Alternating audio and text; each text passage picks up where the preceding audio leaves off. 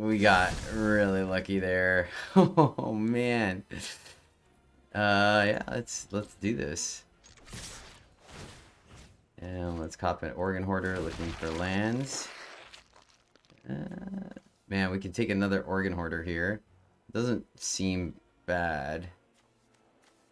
Yeah, let's just take another organ hoarder, because that'll look for our other land. Let's see what our opponent does here. If they block something. Okay, fair. So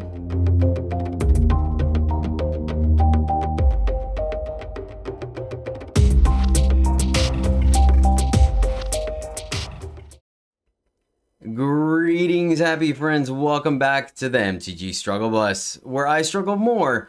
So, you know, sometimes you may not have to go through the hardships of learning a deck or something like that, but we are at it again. This time, playing around with some Runo Stromkirk.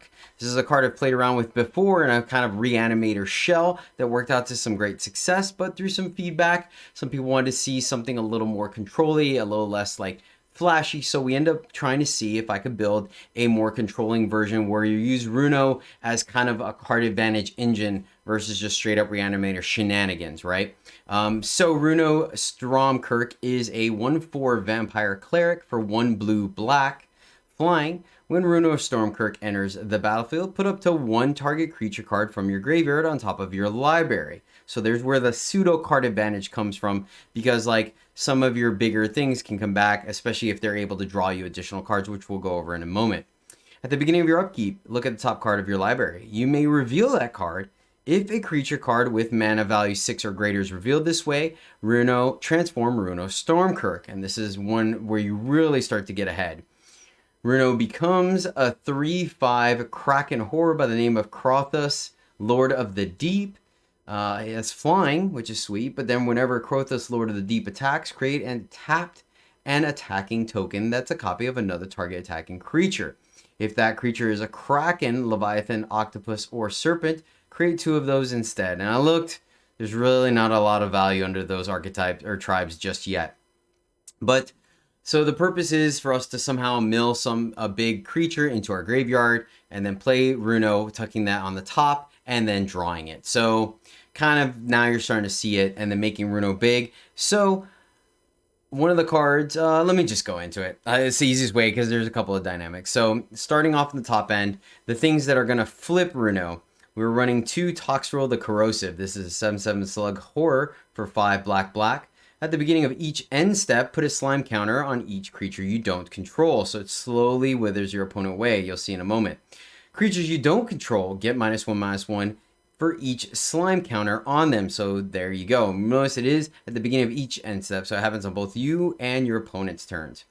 Whenever a creature you don't control with a slime counter on it dies, create a 1/1 black slug creature token. So you start filling up your board as theirs dwindle. Then finally, for a blue-black, sacrifice a slug, draw a card. Super great card. We're running 2 Xanathar Guild Kingpins because this is a card that does flip. Even though we don't want to make copies of it, it does flip Runo and then equals a lot of fun, and you'll see why. This is a 5/6 Beholder for 4 blue-black. At the beginning of your upkeep, choose target opponent. Until end of turn, that player can't cast spells. You may look at the top card of their library at any time. You may play the top card of their library. And when you spend mana as though it was mana of any color to cast the spells this way. So the cool thing about Xanathar is that you're drawing cards off of the top of their deck. You do have to pay for them, but everything is generic mana. The one thing I will say that's cool about Xanathar as well is that you can either keep playing stuff off the top of their deck until you're satisfied, you spent all your mana, or when you come across something that you're okay with them having, you just stop casting stuff and kind of set them up that way. For example, leaving a land on top of their deck, or maybe a 1-drop or something like that. So that's where Xanathar is super cool. And hopefully we can land him and kind of lock him down. We're running 2 Burning Rune Demons, which of course was signature from the previous variation of this deck. This is a 6/6 Demon Berserker for 4 black, flying. When Burning Rune Demon enters the battlefield, you may search your library for exactly 2 cards not named Burning Rune Demon that have different names. If you do, reveal those cards. An opponent chooses one of them. Put the chosen card into your hand and the other into your graveyard, then shuffle.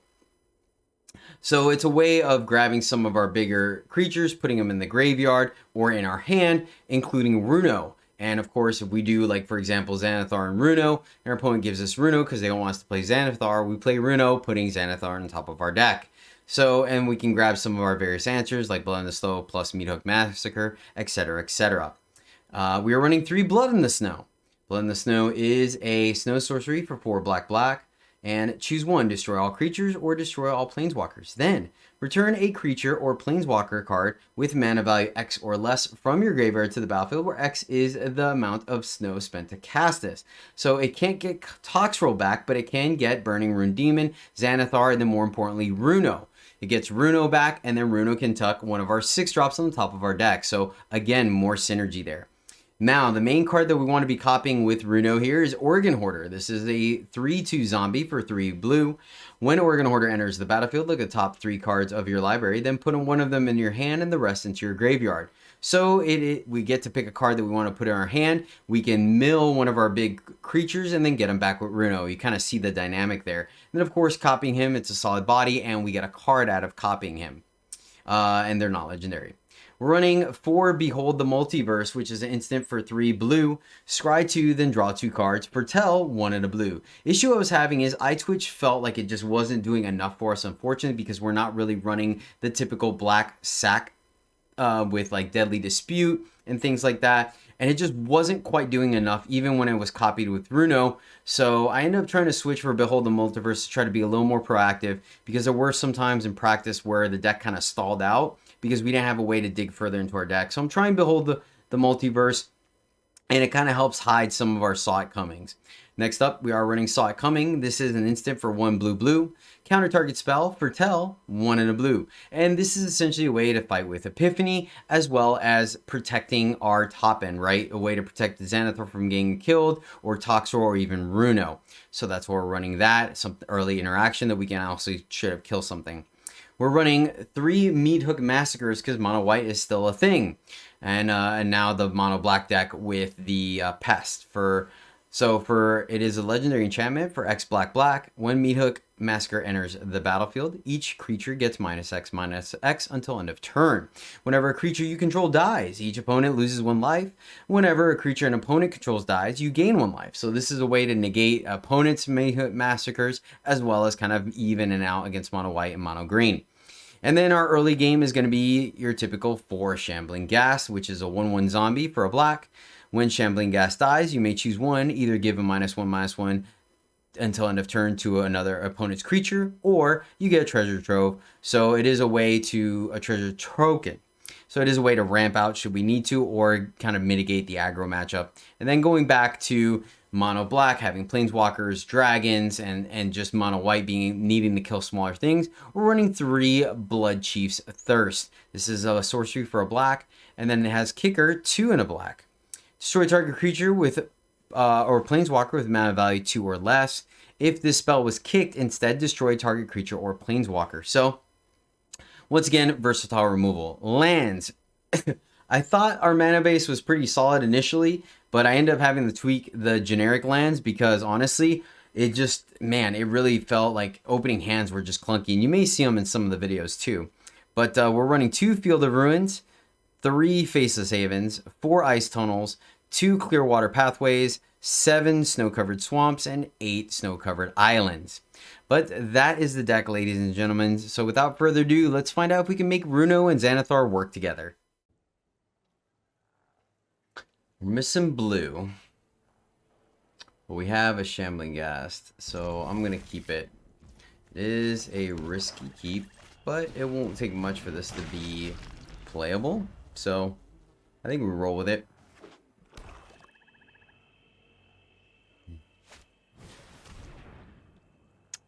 Fair.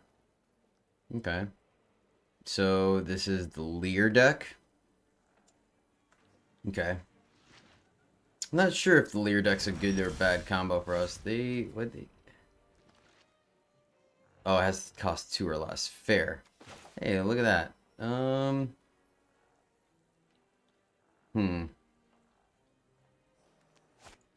think think it's better for us to foretell and just get in there. I don't think we're punished for doing that, right? Probably should have played the face of Haven, but that's okay. So we just need to use this. Ooh, nice. Get in there.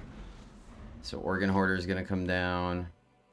Probably pitch something amazing. Opponent missing on land. I will take it. Go find a land. Oh, yeah, man. Really wanted to see a land there, but that's alright.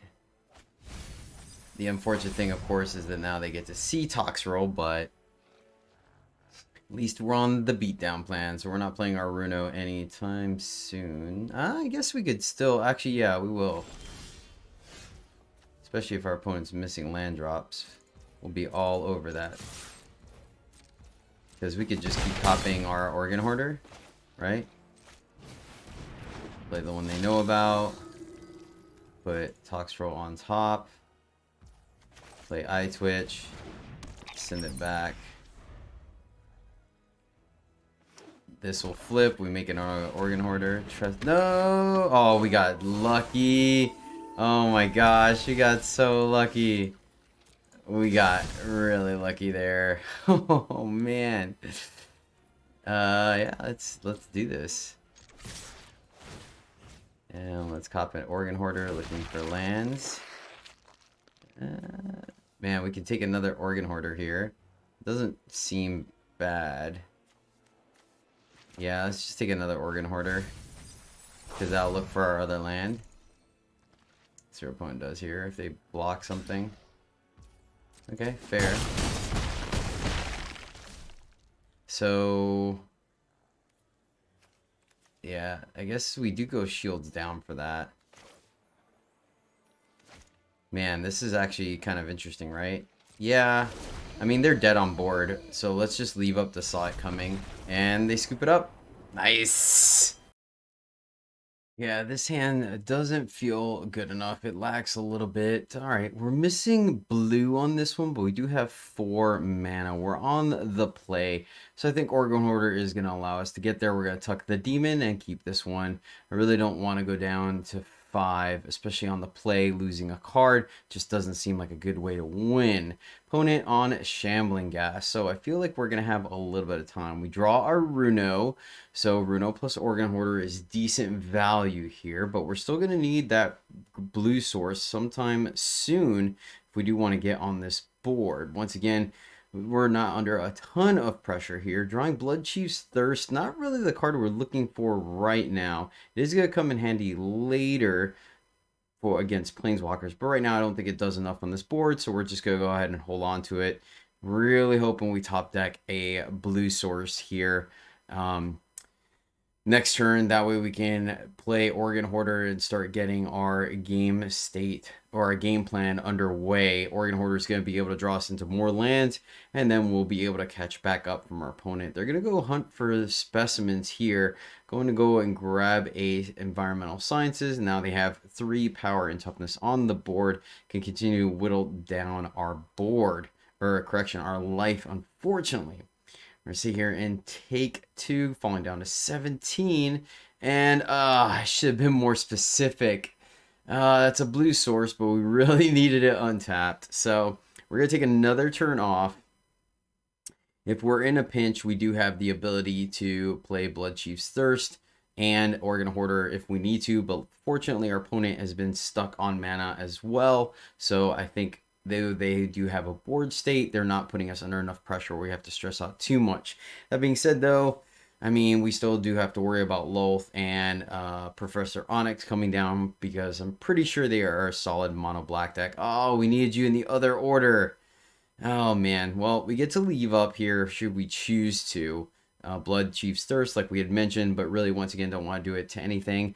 I think we are going to take the Meathook Massacre here because we have a Runo in hand. We could tuck them if we wanted to just kind of pseudo keep that infinite chain going. And, you know, here, this is a position where we could drop Meathook Massacre early, kill our opponent's board, and then obviously keep our Organ Hoarder. We have an interesting choice here. We can kill our Organ Hoarder, to kill their Skullport Merchant before they have a chance to untap with it.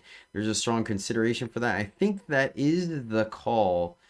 Just because they could start turning those 1/1s that have already dealt 6 points of damage to us into card draw, and I just don't think we need to do that, especially with another Organ Hoarder and Runo Stormkirk in hand, considering that Cutthroat can easily block our Organ Hoarder, unfortunately. So question is, let's see here, 3, 6. So we can go Organ Hoarder or Runo into Organ Hoarder if we end up getting untapped land. We can also go Organ Hoarder to look for that untapped land. Our opponent has another Skullport Merchant, which is unfortunate. So they have plenty of treasures to sack here to start drawing cards and get ahead on card advantage that way. They do have the Introduction to Annihilation in hand, anticipating some type of minor reanimator strategy. So that does pose a little bit of an issue for us. We're going to go ahead and dig with Organ Hoarder, kind of see what we're playing with before we make our decision. Not quite sure if we're going to grab a land. I guess it just kind of depends. And a Toxrill and a Saw It Coming. Man, this is a really interesting choice here. The Saw It Coming could allow us to potentially stop their Planeswalkers from coming down, or even Blood on the Snow, though Toxrill is a way we're going to gain life. So yeah, we're going to go ahead and take the Saw It Coming. That way we can get Toxrill on the top of our deck with Runo. That way we are able to potentially get that kind of cycle going. Our opponent is going to untap with all the mana they need, so we weren't going to have the mana leave up Saw It Coming anyway, so we're going to go ahead and foretell it, and hopefully it'll help us out later in the game. We have exactly 6 mana, which is not quite what we want to see. Sedgemoor Witch comes down, so our opponent is on that game plan. They haven't got their Meathook Massacre yet, so there is a chance that we're in a decent position. Bloodchief's Thirst here, so we have some options to do some things. If we had an untapped land, then we obviously could have done both. Kind of doing the math right now, and I do think even if they have, Blood in the Snow is still very much a thing. So I think we want to just go ahead and start tucking this and getting the ball rolling. If our opponent chooses to, they're most likely going to exile the Runo Stromkirk. So now we have a decision on whether we want to bring back the Toxrill or the other Runo. Now, granted, we do have the ability to protect our Runo with Saw It Coming, so I think that's what we're going to end up doing here. We know the Annihilate is going to take their entire turn, right, to play for the most part. Our opponent could play around it and simply just play a Planeswalker, but either way, we'll probably counter that as well. And we also have 2 Bloodchief's Thirst in hand to deal with these Planeswalkers. So we're going to end up seeing what our opponent has as they're in the tank, trying to figure out what they want to do. No attacks from us because obviously they could just bounce it off the Skullport Merchant, and we need 2 blockers to stop the Sedgemoor Witch from attacking. Obviously our opponent has access to 4 mana, nothing to do with it. They're going to take the turn. Now this Hive of the Eye Tyrant is an issue. And I think that's why essentially I felt like it was better to go ahead and tuck Toxrill on the top of our deck to protect it from the Hive hitting it and eating it, because that kind of stops our strategy. Obviously also resolving a Toxrill means that all these tokens from the Sedgemoor Witch are highly ineffective. But once again, we do have to play around mono black, them having Blood on the Snow, etc., etc. There goes the Introduction to Annihilation. And we're going to go ahead and counter this because of the fact that we know our Runo is going to flip, which means we're going to get another Organ Hoarder and allow us to draw. So we have our engine going. Let's see if we're able to draw stuff to get us out of this. Our opponent is still going to have access to minimum of 4 mana, and they could sack the Pest token if they choose to dig deeper in their deck. So it's kind of one value engine versus another. Ours is experimental and theirs is tried and true. Our opponent getting very aggressive here, going into the red zone. Nope, they second thought it. They're just faking us out. And here we go. We're going to reveal Toxrill. This is going to flip, but we already know that we're not going to get...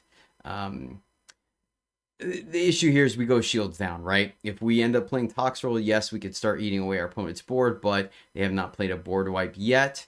So let's go ahead and just go into red zone. We're going to go ahead and hit our opponent for 3 minimum and then make another Organ Hoarder. So now we're going up on cards as well. Hopefully that makes a difference to get us to allow us to take down this game.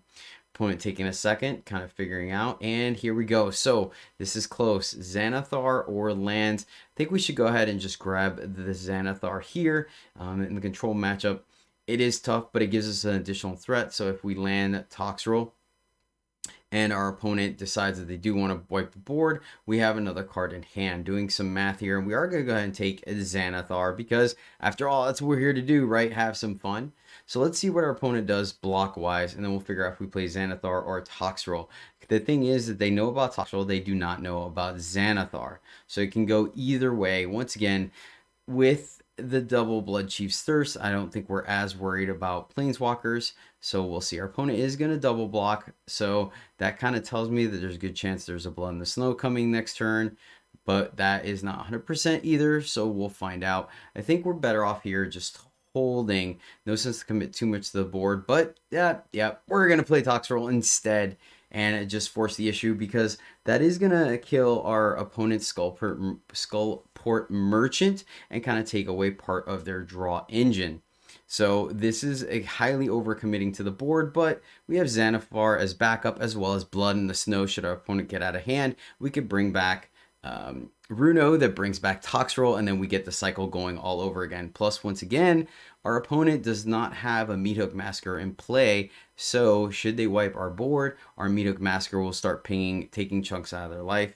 So I feel like this puts us in a decent scenario, but it is going to take a minute for sure. Meathook Massacre, though, just jinxed myself, and they have enough mana to do it. So they're going to wipe the board, and then both Meathook Massacres are going to negate each other. So no life lost or gain on either side. Thankfully, they did lose a guy, so we get to hold on to our slug. So here we have to make the decision if we want to maybe get in there with Haven, break their hive while it's tapped out, or play Xanathar. We're going to start off by playing our land and kind of doing some math here, seeing if we're able to do both. And instead, we're just go ahead and fire off the Field of Ruin once again while they're tapped out. Now, there is a consideration to leave it up and do it when they try to activate one, and that is probably the better call. But c'est la vie. I'm not known for being the best Magic player. I'm constantly trying to get better. So we'll see our opponent grabs Snow-Covered Swamp. No surprise there. And we're going to go ahead and get him for 1, which, I mean, I can make the argument was the mistake because of the fact that I forgot that Hive of the Eye Tyrant has Menace. So leaving that 1/1 slug back means that we could have gotten if our opponent did choose to activate Hive Mind and get in with an attack, then we could block and kill it, even if they eat one of the cards from our graveyard. Unfortunately, I did forget that it had Menace, even though it was right in front of me. And so I attacked for 1, which obviously was not correct, because now they're able to swing in for 3 and go right past Xanathar. They are going to eat up our Runo, though, and leaving Toxrill in our void, because of course they know that we can't get it back with Blood on the Snow. So in an awkward predicament at the moment, we're going to really need some solid top decks from our opponent here to see if we can pull it off. They get Deadly Dispute, to my surprise. The Hive drawing 2 cards, which, man, I mean, I get it, but Hive seems so powerful. So Eye Twitch is coming down. Xanathar is going to activate. We get a land. We're going to go ahead and see. We see a Shambling Ghast off the top of their deck. We're going to go ahead and play the Shambling Ghast, holding on land. Sedgemoor Witch, nice grab for us. There we go. Another Eye Twitch, man, all off the top of our opponent's deck, which is absolutely phenomenal. Another Shambling Ghast, why not? And Infernal Grass to kill their Eye Twitch, and then we can get in additional damage. Now, I'm doing this because obviously we don't want them to draw the Eye Twitch or the Infernal Grass to kill our Xanathar.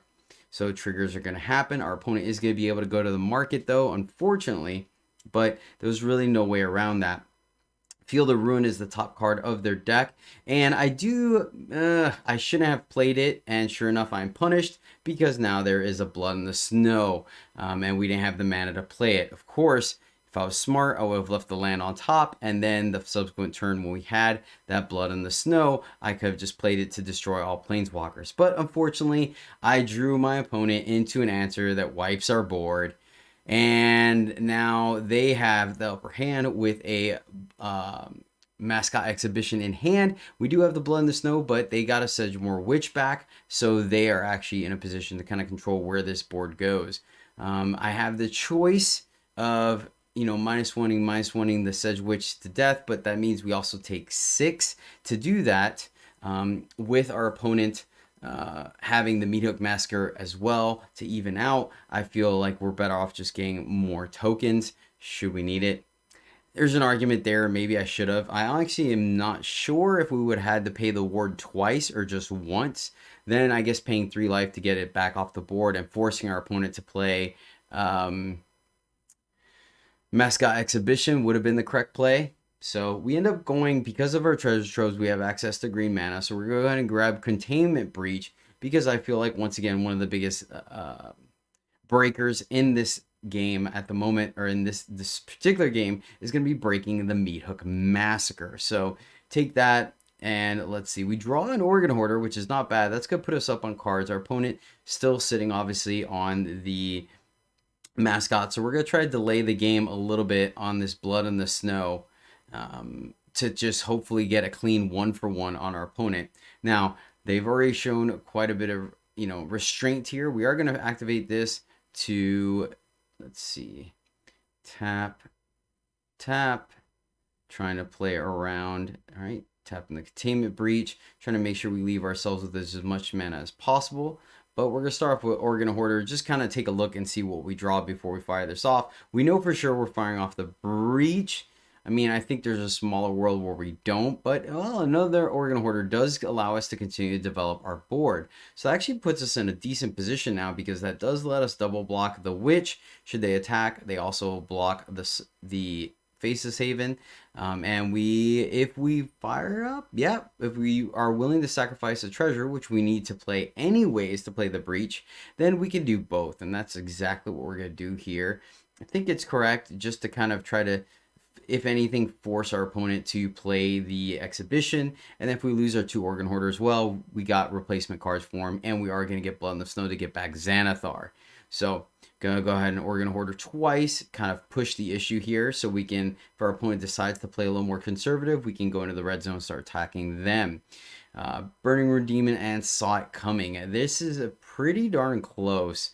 And we're gonna go ahead and go with the Saw It Coming, just identifying the fact that I feel like Saw It Coming is going to allow us to prevent another board wipe and keep our Xanathar or our Runo alive to capitalize on the event. Our opponent has Deadly Dispute, which was unfortunate here, because now when we started to slowly dwindle down their cards, they're back up to borderline of full grip. In fact, they have more cards than us. They draw land, which is going to start to make things awkward, right? At this point in the game, it ends up being a huge kind of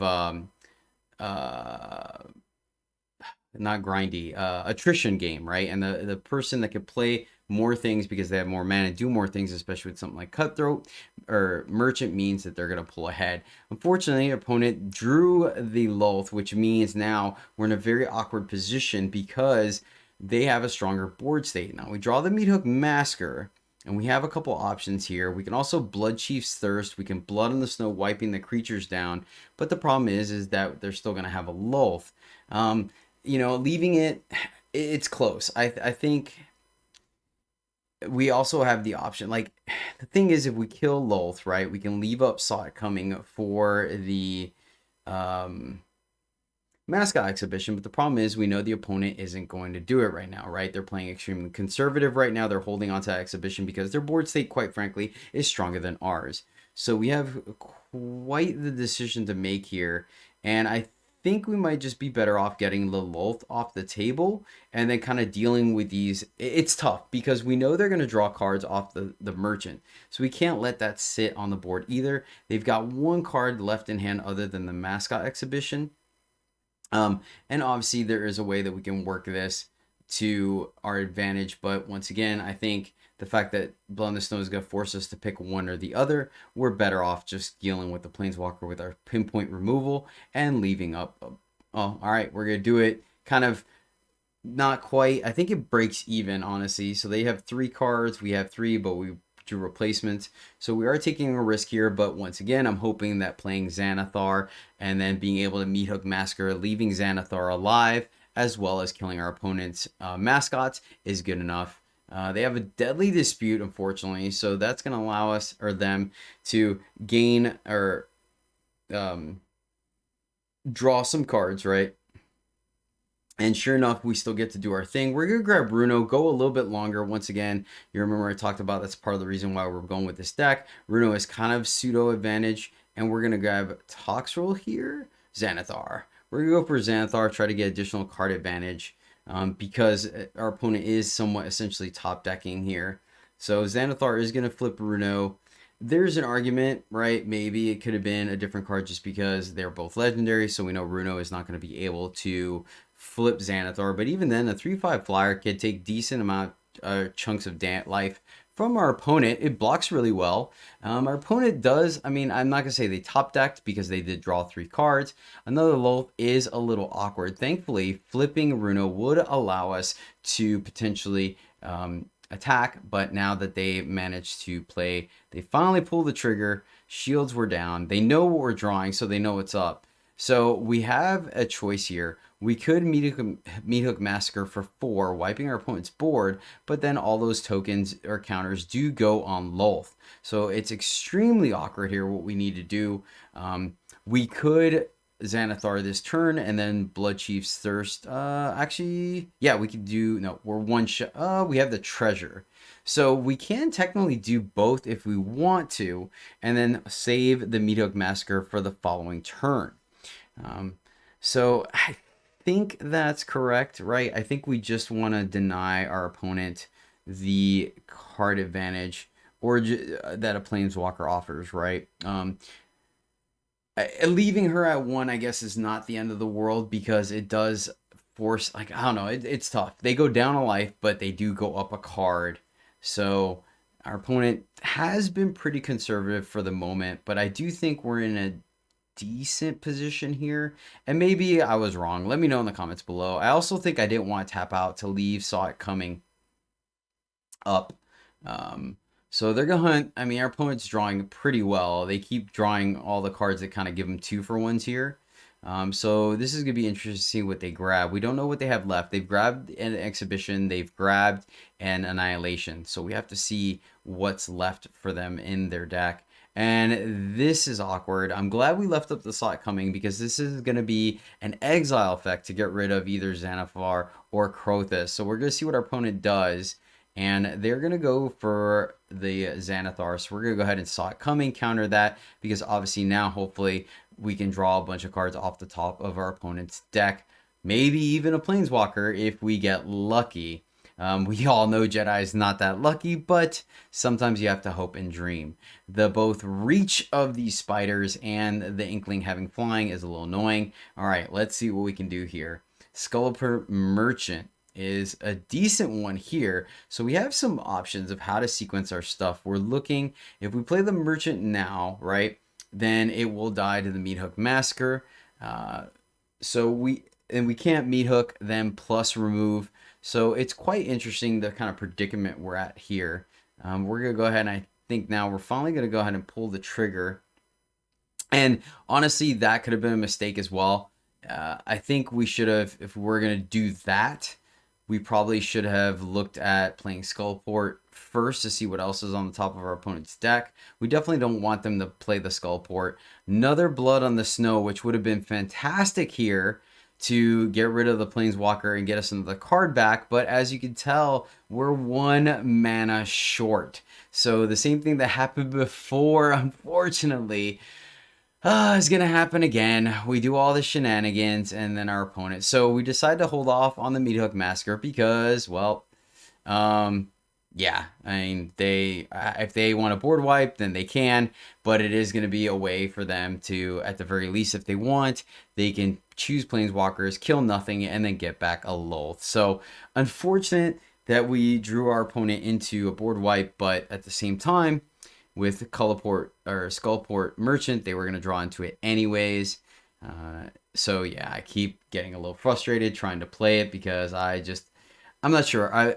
I guess the correct answer was obviously if we don't want our opponent to play the top card of their deck, for us to play it regardless, and then we'll kind of put it there, right? Because putting our opponent in a position where they're just drawing lands is significantly better for us, or some type of card that we don't care. Question is, do we want to do any kind of attack here? And we do have the active meat hook, so there is that, plus a backup one should we need it. But I think we're going to go ahead and hold off for now and leave up open mana should we need to fire off this cutthroat for whatever reason. Send it back to our opponent, and we know they draw the blood in the snow, unfortunately. So, and of course they had a land in hand. That's all they had. So it, man, kicking myself for that so much. Like if we had played cutthroat first, then we would have been in a significantly better shape. But what are you gonna do, right? So sure enough, they fire off the blood in the snow. They do decide to do it to kill all creatures. So we're gonna go ahead and fire off this. We're gonna even use our treasures here to sack both our creatures to just try to refill our hand and hopefully ping our opponent while we're doing it, right? Take advantage of the fact that we are running the Meathook Massacre and they are not. So draw a Faceless Haven, which is okay. And I mean, would like to see some additional gas, but we got to do what we got to do. We're going to sack the Crothus, tucking them both safely into our graveyard for the time being. Ping our opponent, taking him down to 9, and we draw another Runo. Okay, so there we go. Once again, our engine is back online, so to speak, even if it is a little slow. So they will get back their Planeswalker. They're going to make 2 spiders. Then we're going to play our Runo. We're going to get back Xanathar again. And maybe here that our opponent is in top deck mode. I think the correct one would have been Toxrill. Just thinking about it, these longer games do start to tax my mentality. I'm not going to lie to you guys. It puts a lot of pressure on me because I don't get frustrated, but it's kind of, I feel like every decision I get from that point becomes more and more crucial. Top decking a land there, unfortunate. So we're going to play the creature land just to be able to do stuff. And then the question is here is if we want to fire up both Faceless Havens to try to get our opponent dead, right? Our opponent kind of mistapped a little bit getting in there. So now their Faceless Haven doesn't have enough mana to activate. So should we choose to, we could potentially activate both our Faceless Havens to get in there. So what we're going to be doing is playing it a little safe. We're going to Meathook Massacre for 1. This is a very aggressive Meathook Massacre. I won't lie. Looking back, I think we probably could have played it a little bit different, but this is also the cheapest way to kind of get rid of our opponent's board and kind of still enable our game plan, because obviously firing up both Faceless Havens is quite a bit of mana versus playing Meathook for 3. Actually, I guess it's the same thing now I think about it. Oh, but they could block, right? They could block Lolth with 1 spider on each land, and then we don't kill Lolth. Versus this way, it kind of guarantees the fact that we get to kill Lolth, and we get to play Runo to get, once again, either a Toxrill or a Xanathar on the top of our deck. Not necessarily sure. Oh, that's right. We have lethal. I completely forgot about that. Yep. So when in doubt, I think I was sitting there doing the math, and then I realized, wait a second.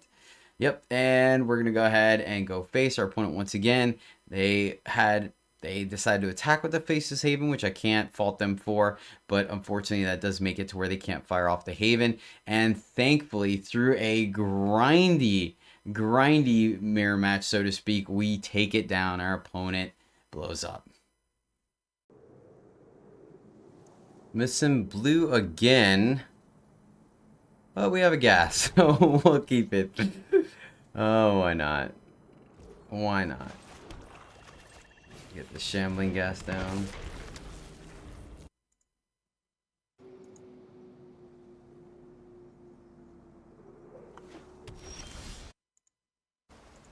Runo, not really something we need to see early.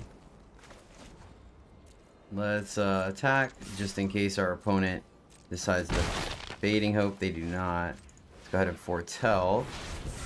Keep this on the back burner. Still look like a regular average Joe. Ooh. Egg. Ooh, and they tapped out for that. Nice, nice, nice, nice. So, play a black. Let's thirst that. play an eye twitch and get in there. Now it's starting to get a little of an issue. A little bit of an issue for sure.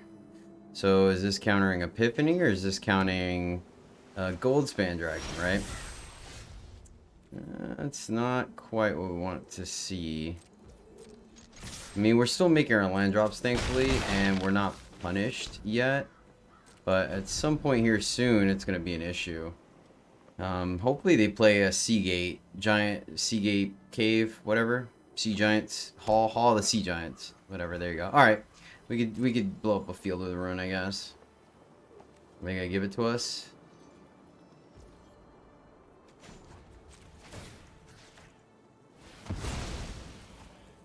See if they blow up our Faceless Haven or not.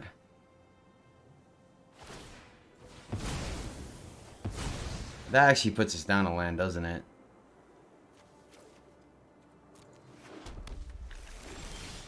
Yeah, it does. Yeah, that was a little poor on my part, for sure. I didn't think about that. But it does stop them from being able to Epiphany this turn. And the question is, do we Runo here or not? I mean, I guess we can naturally just top deck one, right? So maybe there's that. Doesn't really give us card advantage, but we'll, you know, making something. Dude, fair. Fair enough. Alright, that wouldn't, it has to be a creature, so let's get in there. Unfortunate right now. We have plenty of lands in the deck, my friend. Iteration that can resolve. This is literally just for Epiphany at this point. Getting rid of that dragon was pretty huge, honestly, that dragon egg. If not, I think we might have been in slightly more of a predicament, but I mean, going down a land is unfortunate, honestly. That would let us play Runo and alright, cool. Let's get in there. I mean, we're chipping away at them. We could have chipped away at them a little bit quicker, but what are you gonna do? 1, 2, 3, 4, 5, 6. And they're gonna deluge here, so I feel like we have to leave up slot coming. Cinderclasm, that resolves. So, yep, that's fine. Treasure. And 1, 2, 3, 4, 5. Think we grab teachings? Is that weird? I think we do grab teachings. I think it wouldn't be hard pressed to believe they are gonna have more cards than us, right? Goldspan. We can kill that. Counter it feels pretty big, but we can. Man, the only problem is getting that back. Yeah, I think we have to counter that and not give them the mana. I hope that I don't regret that. I really do. It's close. But, I mean, we also just lose to that, right?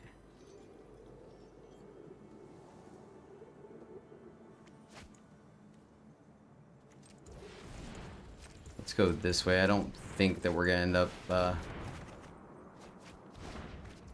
So we could play Runo tucking Runo? Is that where we're at right now? Is that where we want to be? I guess Runo stops Epiphany from killing us. It's not horrible, like it's not great, but alright. What can we tuck at the top of our deck? Let's see. Yeah, whatever, we'll just tuck another Runo. That way if they kill that one, we're drawing another one. They kill this one, we have Blood in the Snow. Yeah, I think that's close. It was definitely an argument there. But I feel like they would have had their window for Epiphany regardless, so it's just unfortunate.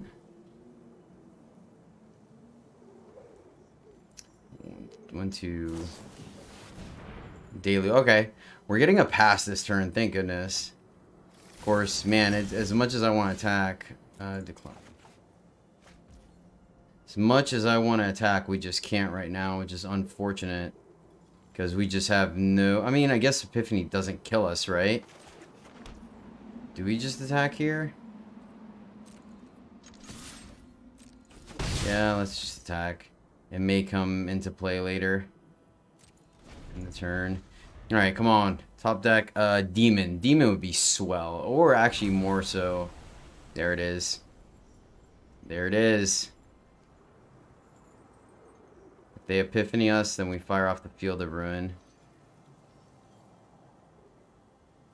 We can afford to take 4, 2. 1, 2, 3, 4. 1, 2, 3, 4, 5, 6.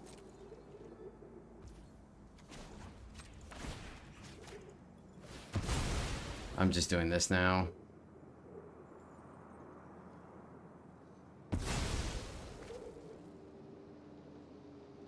One, 2, 3, 4, 5. 1, 2, 3, 4, 5, 6, 7, 8. So they're gonna be able to deluge here anyways. Alright, come on. Darn it. That is unfortunate. So they're gonna deluge, so do we not attack this turn? I think we're still fine. Like, what are we doing? Blocking with dragon? Man, what did it do? All we needed was an Organ Hoarder. We had an Organ Hoarder, I think we would have been alright. Yep, they're gonna deluge. How much of it? We've seen 20 cards of our deck. We drawed additional cards. Teaching still got us there, so I still think that was... I still feel like in the position we were in, that was correct over grabbing Mascot Exhibition. Fading Hope, that resolves. Now this is when we draw our Demon, watch. They leave on top, that's not great. That is not great. Epiphany, yep. But, I mean, I think killing the dragon was the right call. I think killing the dragon was definitely the right call. Let's see what they do with their second turn. You can get back Eye Twitch, I guess, if we have to. No dragon this turn. That's a good sign, right? Play Runo, don't do anything.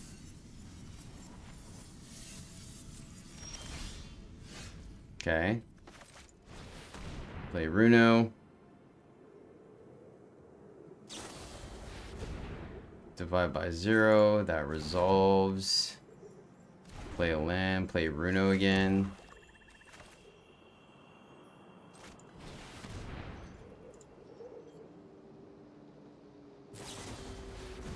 Divide by 0 again. Fair, that resolves.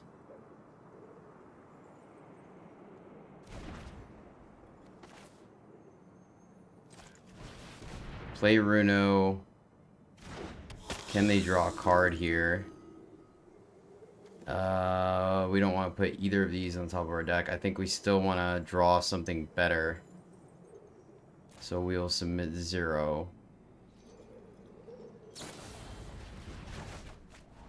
Oh my gosh. Yeah, I mean, that's solid. So we're going to Blood Chiefs 1, I guess. We have Blood in the Snow. They're going to draw. They got 3 cards in hand. Yeah, this is risky, but I'd rather them not draw.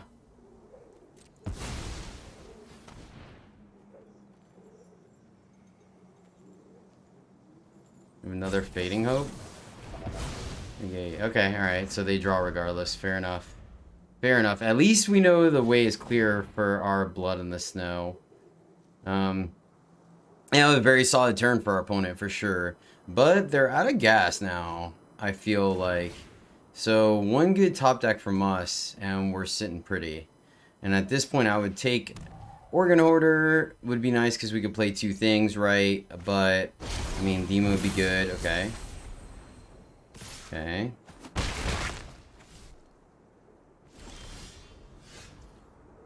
Man. Do we just fire this thing off for an Eye Twitch? Feels so wrong. We could play a Runo and block. don't feel like that's great, right? I think we just... Oh, we could do both. Let's just do that.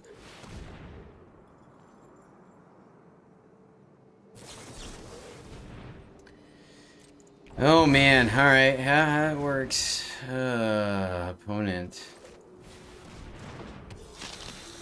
Alright, this is starting to look a little grim.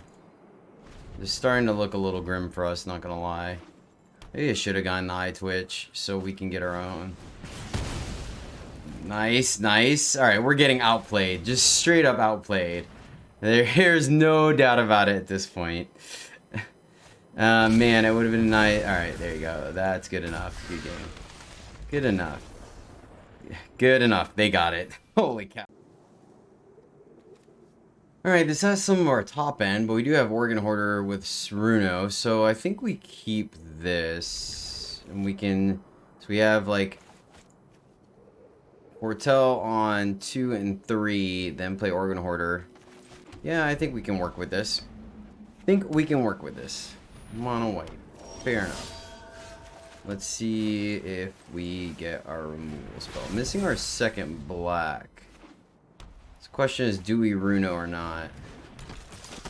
Well, I mean, I guess we could Behold. Runo would just get... Yeah, I guess we just keep putting things in front of our opponent, I guess. So they're gonna exile, right? Yep, Apparition, fair, gets rid of our Runo. Then we Organ Hoarder.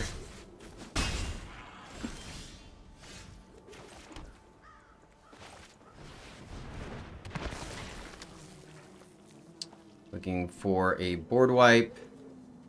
Don't have one. Kind of want to get the Organ Hoarder. We have our other land. Yeah, I think I'm just going to get the other Organ Hoarder. And then hopefully Demon might get us there, or Xanathar. One of the two. Ouch. Alright, so we're definitely looking for... we need our double black. Yeah, shoot. We'll take 2 if that's how it's going to go. Alright, sweet. So let's... Organ Hoarder looking for our meat hook. Thank you. That was huge. Absolutely huge. So we need this to not be a cleric. Or the... Oh, did they just top deck that, or did they just play good magic? 1, 2, 3, 4, 5, 6. Oh yeah, so this... Oh, I think they misplayed actually.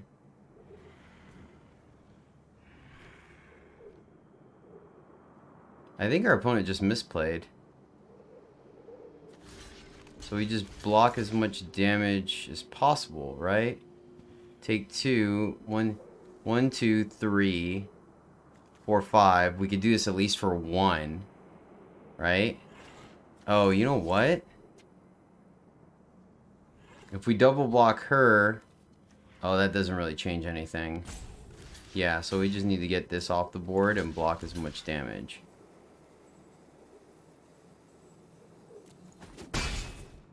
Okay.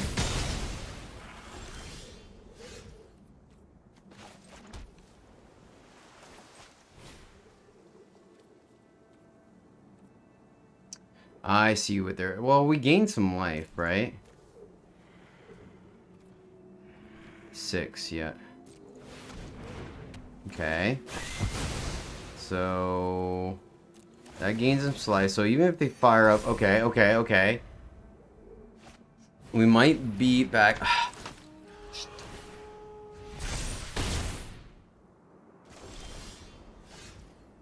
Wow, Blood in the Snow was huge top deck there. Huge top deck. 1, 2, 3. We have enough. Destroy all creatures. That was a huge draw. Absolutely huge. Get Organ Hoarder. Get another me hook. Get Organ Hoarder. Wait. Oh, triggers. My bad. Trigger.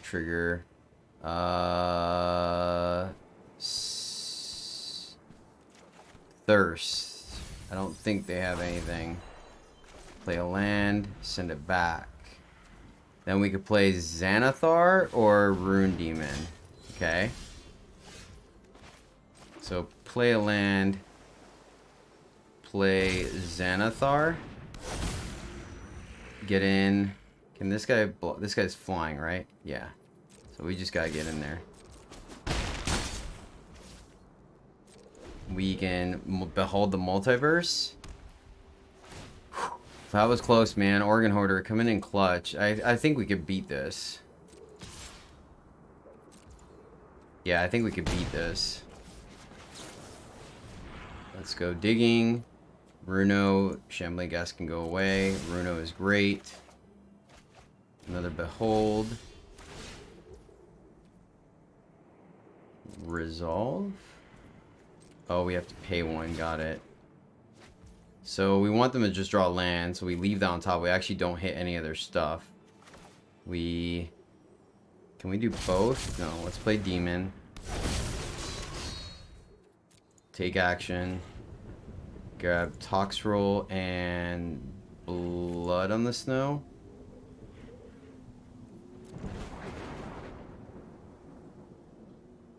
Probably should have just been Counterspell, honestly, but that's okay. We get in. We know they're drawing a land, so that doesn't matter. We get in there. Okay, we gotta survive this turn. We know they drew land.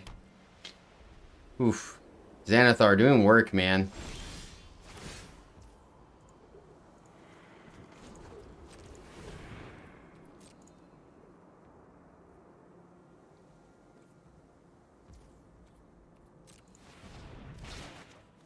Land off the top as well. And our opponent scoops it up. Yes! Alright, Behold can get us our second Shadow. Yeah, I think we can keep this. It's a little slow. Our opponent's on the play. So it's definitely something we... Alright. There you go.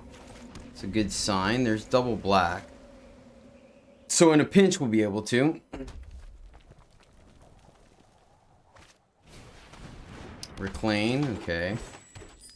So we're gonna need Masker to do some work. We gotta try to beat the Predator. Well, shoot. Yeah, let's go ahead and just kill this now to deal with the Predator. That way, if they ramp into the Predator, it doesn't get beyond, like, Meat Hook. Right? That's the biggest thing. I think our deck can handle everything else minus Predator. If we can manage to kind of bob and weave our way through that, I think we'll be okay.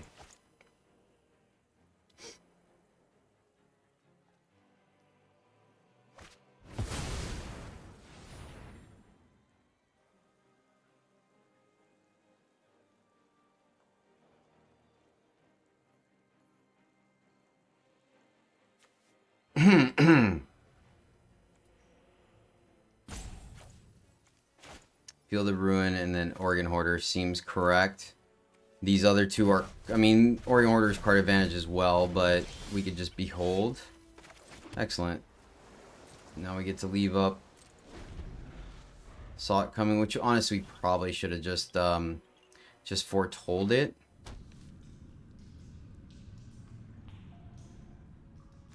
It's interesting how many people are running Go Blank.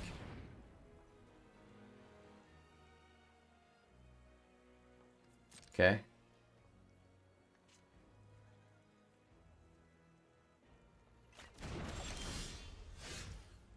Toxroll, you say? Very well.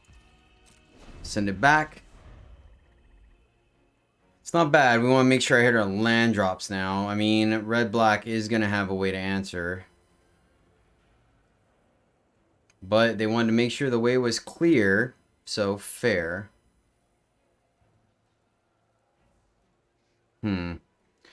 This is interesting, so... Not really quite sure how we play this.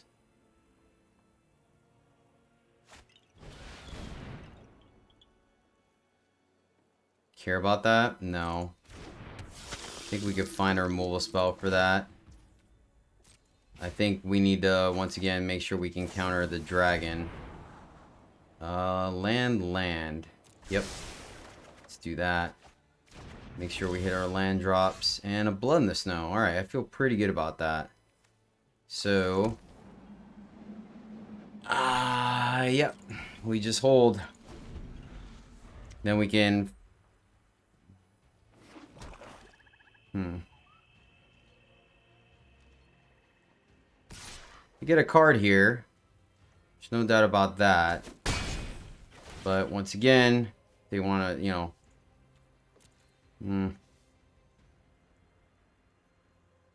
I know. I really want to make sure that we can get...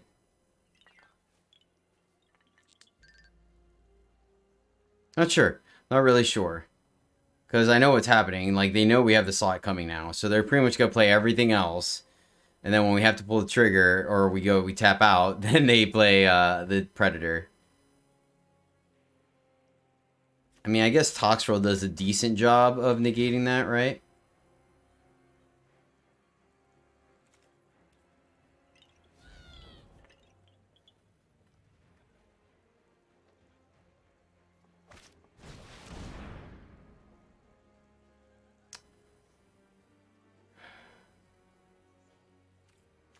Alright, opponent, you got me. I pulled the trigger on it.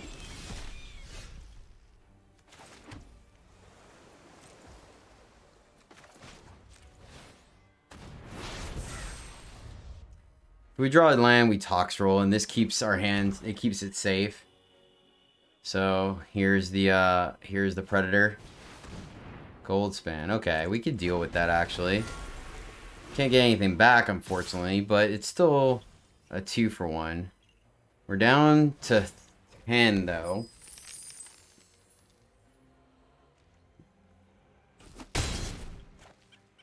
So I feel less bad. We're still gonna need Toxroll to do some work, though. Man, and it's gonna be really awkward to, yeah, especially with the den. So, yeah, if I was them, like, we're gonna blood in the snow now. We're not gonna get anything back, right? And then I would just fire up the Bugbear and get in there. Organ Hoarder. Okay, that... Man, that's awkward, because we could block on the ground, right? Alright. We just can't afford it. Like, that's all there is to it.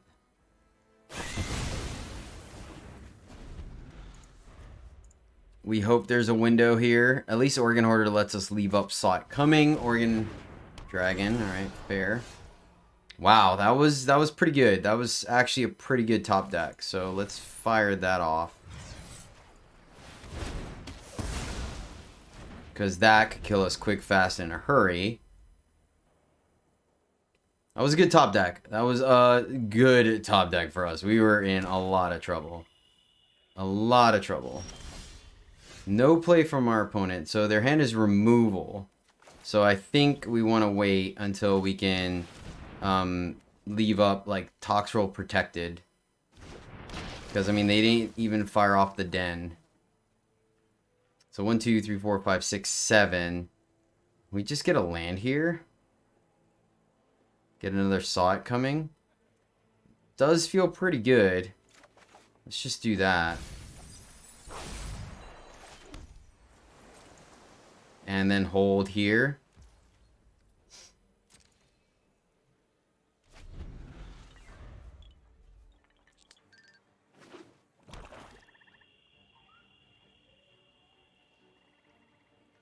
Firing up Den, I feel like, is a win for us. Especially with Organ Hoarder in play. They burn a removal spell here. I don't hate it. We may saw it coming, maybe. I don't know how correct that is. Destroy target creature and opponent controls, and then lose life equal to that. Yeah, I think we counter this. If they have another removal spell, then at least we know the coast is clear to drop Toxroll after that. So I think there's multiple benefits to countering this. Power kill. Alright, sweet. And they don't have the mana for Den, so this feels correct to me, right? Because Den is 4 to fire up. Yeah, 1, 2, 3. It'd fire up itself. So double. All right. Let's see if Toxtrol can get us there.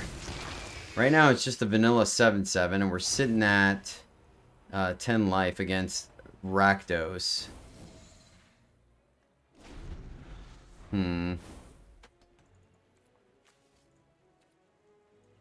Runo wouldn't be a bad choice here.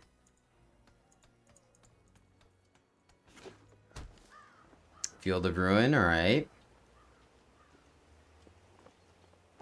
Can we get like a Demon? Demon would be good. I feel pretty safe at this point, honestly.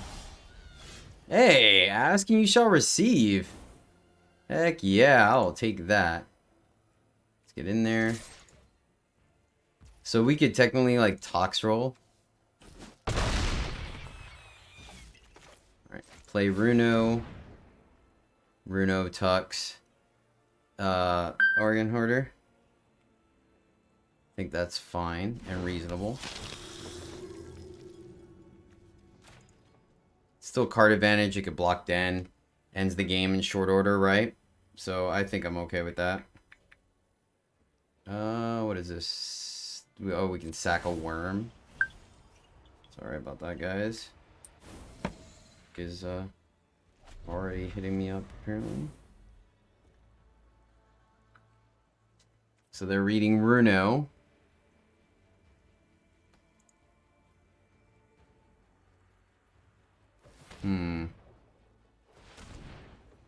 They're doing something here. Field of Ruin, okay.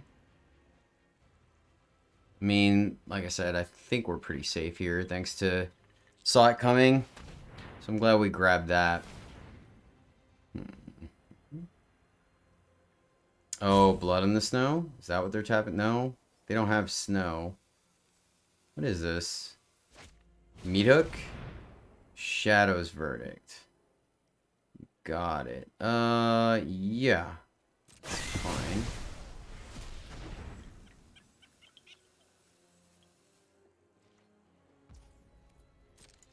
Okay. Could have been worse. My turn. Alright. So play Organ Hoarder. See what we draw. Roll the dice.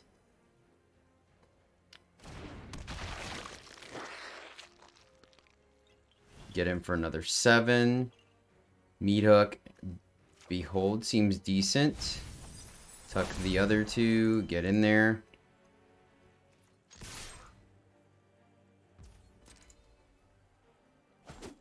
Yeah, I think, like, as much as Runo is for the deck, right? Like, at the end of the day, Runo is just potentially card advantage, and, like, and we just didn't. Like, at this point, we just need Toxtrol to survive, so, and our opponent scoops it up. Alrighty.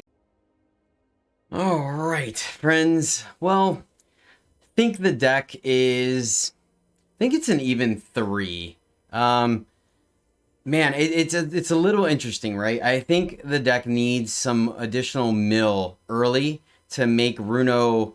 It's kind of awkward, right? Because I don't know. I think I have to revisit it because, like, playing Runo to flip him early, right? You have to put something in the bin early and then flip him, and then that's gonna be what's on top of your deck on turn 4.